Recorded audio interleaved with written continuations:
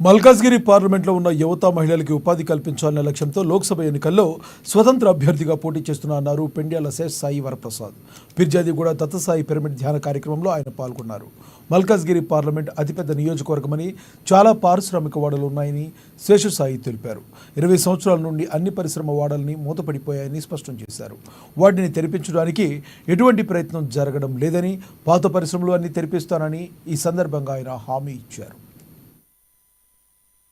కాబట్టి నేను స్వతంత్ర అభ్యర్థిగా పోటీ చేయడానికి ముఖ్యమైన కారణం, first of all Malkajgiri parliament అనేది అతిపెద్ద నియోజకవర్గం. ఈ నియోజకవర్గంలో మనకి అదే చాలా పారిశ్రామిక వాడలు ఉన్నాయి. 20 ఏళ్ళ నుంచి గమనిస్తుంటే ఈ పారిశ్రామిక వాడలన్నీ కూడా మూతపడిపోయినాయి. దీన్ని తెరిపించడానికి ఎటువంటి ప్రయత్నం అనేది జరగలేదు. ఆ ప్రయత్నం చేయడం కోసం ఆ పరిశ్రమలు తెరిపించి కొత్త పరిశ్రమలు రప్పించడం, పాత పరిశ్రమలు తెరిపించడం, దాంట్లో అక్కడ మల్కాజ్గిరి పార్లమెంట్ నియోజకవర్గంలో నివసిస్తున్న మహిళలకి, యువతకి ఉద్యోగాలు కల్పించడం ముఖ్యమైన కారణం.